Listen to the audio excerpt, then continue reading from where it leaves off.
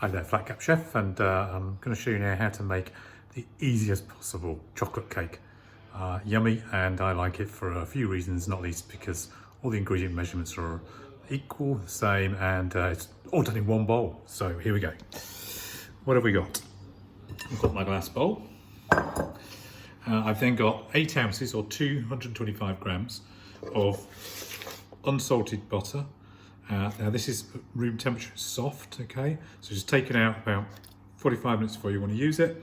It should soften down quite nicely. If not, then maybe 15 seconds or so in a microwave will bring it to roughly soft.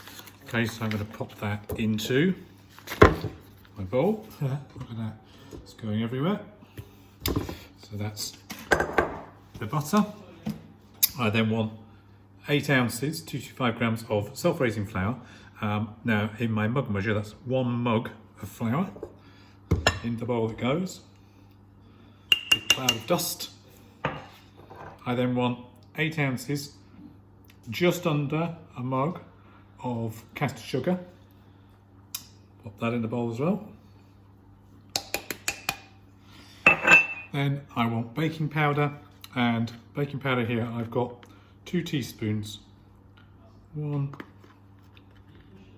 2. You don't need to use this, but it just helps your cake to rise. And then, because I'm doing chocolate cake, I've got some cocoa. And I've actually got 4 normal little dessert spoons of this. I'm just going to pop that in. Now, all I have to do is combine these. Now you can use an old-fashioned wooden spoon, bit of elbow grease. I'm going to use my electric whisk. Now I'm going to pop it in here. It's going to take about 2 or 3 minutes just to mix these together, starting with a low speed, then speeding it up, otherwise there's a big cloud of flour everywhere. So we'll start this off, and then I'll stop the video because it makes a lot of noise. So here we go. Starting it gently, we don't get great plumes of flour everywhere, and we're just going to work this together. Helps if you turn the bowl. I find it easier to keep the mixer almost still and turn the bowl around. Okay, make sure we get into all those corners and down the bottom. So I'll carry on with this, and then we'll be back in a second. Okay, so I've now got my dry ingredients pretty well mixed. Now I'm going to add 4 eggs. Really easy. 1, 2, 3, doesn't matter if you break them. 4 eggs, back in with the beaters, and we'll do it for another minute or so. Okay, so there we are. That's now all mixed together. It's a lovely cake mixture. Now I need some 2 sandwich tins. I've got these here, standard 20 centimetre 8-inch tins. I need to grease it. Now, the best way to do the greasing is just get a little bit of butter, soft butter. This is a bit of the paper from the butter wrapper, and we just make sure we smear it all around the outside and on the base. Make sure you get to the edges, otherwise it will stick. So that's a good greasing. And then to help it come out, I've also cut just a round of baking paper on stick. I'm going to pop that in the bottom. You don't have to do that. If you haven't got it, do not worry. You don't really need it. And then I'm going to take my mixture and I'm going to divide it into 2 and just pop it into here. There we go. Ooh, heavy. First one, and second one here. I'm using a spatula to do this. You want to make it roughly even, obviously, otherwise you'll have a cake with 2 different thickness sponges. There we go.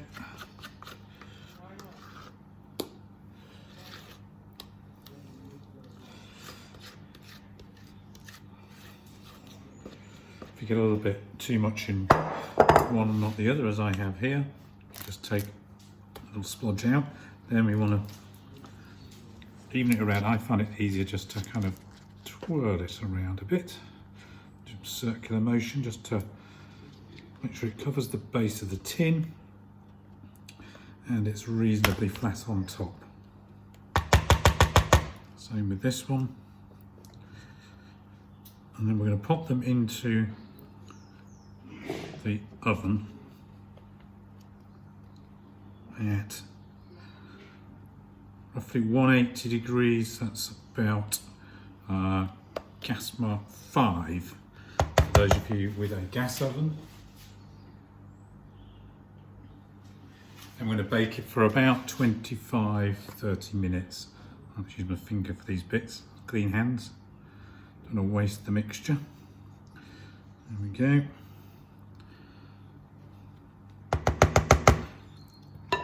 So those are now going to go pop into the oven. Okay, so they've been for 25 minutes. How do we know whether they're cooked? So when you press the top, it should just spring back and retake its shape. So you know pretty much it's done. So all I'm going to do now, I've let these cool for about 5 minutes because they shrink a bit when they cool. One broad-bladed knife, just going to go around the outside. Turn the tin, keep the knife still. Turn the tin, keep the knife still. Hopefully this will now turn out. So I've got a wire rack, cooling rack to put out. Oh, look at that, it has. And this one. There we go. And remember, I put this paper on, baked paper on, so just peel that off. There we go. I'm going to leave those now to completely cool, which will take about 20 minutes, half an hour maybe. So then we'll come back and we'll fill the cake. Okay, so it's now fully cooled. It needs to be like that because otherwise it will melt your filling. Now you can fill this with whatever you want. Jam. I'm going to use some fresh crulled cream that I've whipped for about 2 minutes. You could put anything you like in there really. I think this one has got a better top, so that's what I'm going to use as the top. Here's the base. Now, do not try and turn it over and spread on that bit. That's now the base. So you want this flat area here. And the easiest thing to do is to put some, in my case, my cream on this one here. It's going to be the base. I'm going to pop it in the middle. Give it a bit of a spread around. A nice thick amount. Now, don't want to push it right to the edges because when I put the top on, it will squeeze it out. So there we go, reasonably even amount. And so use a knife to do that. So pretty much level. Then I'm just going to take the top and I'm going to pop the top on like this. And I'm going to push down. And then I'm just going to use a spatula just to fill in around the edges where the cream hasn't reached it.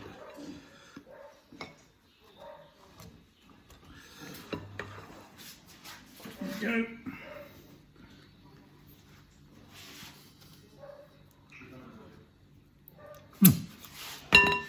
One lovely chocolate cake. Finish off with a little dusting of icing sugar. Just give that a little frosted look. And there we go. One simple chocolate cake sorted.